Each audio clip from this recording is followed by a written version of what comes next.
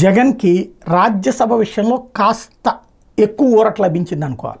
ఎందుకంటే వరుసపెట్టి ఇటు ఎమ్మెల్సీలు దానికి వెళ్ళిపోతూ ఉన్నారు, అటు పక్కన ఎంపీలు వెళ్ళిపోతున్నారు అనుకున్నటువంటి సందర్భంలో ఇద్దరు వెళ్ళటం, రాజీనామా చేయటం, అటు బేదమస్తానరావు, మరొక వైపున మోపిదేవి వెంకటరమణ, ఆ తర్వాత గొల్లబాబురావు కూడా నేను తేల్చుకోలేదు అనేటటువంటి పాయింట్ చెప్పడంతో మిగతా వాళ్ళు కూడా వెళ్ళిపోతారు ఒక వైవి సుబ్బారెడ్డి తప్ప అన్నటువంటి ప్రచారం సందర్భంలో వైవి సుబ్బారెడ్డికి తోడుగా విజయసాయిరెడ్డి నేను వెళ్ళనని చెప్పారు, అయోధ్య రామిరెడ్డి నేను వెళ్ళనని చెప్పారు, పిల్లి సుభాష్ చంద్రబోస్ నేను వెళ్ళనని చెప్పారు, కృష్ణయ్య నేను వెళ్ళనని చెప్పారు, మేడ రఘునాథ్ రెడ్డి వెళ్ళనని చెప్పారు. ఇప్పుడు 6 ఎంపీలు ఎక్కడికి వెళ్ళమని చెప్పారు. ఇంకొక 3 ఉన్నారు, పరిమళ నత్వాని కావచ్చు, అట్లాగే గొల్లబాబురావు కావచ్చు, తర్వాత వచ్చేటప్పటికి ఇంకొక ఎంపీ మిగిలి ఉన్నటువంటి పరిస్థితి ఉంది.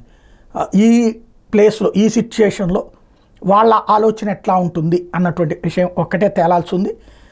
దాదాపుగా ఒక 6 అయితే ఖచ్చితంగా ఉంటారు. మిగతా 3కి సంబంధించినటువంటిది మాత్రమే, అంటే వైవి సుబ్బారెడ్డి, అయోధ్య రామిరెడ్డి, విజయసాయిరెడ్డి, మేడ రఘునాథ్ రెడ్డి, పిల్లి సుభాష్ చంద్రబోసు, బీసీ కృష్ణయ్య, ఈ 6 ఖాయంగా ఉంటారు.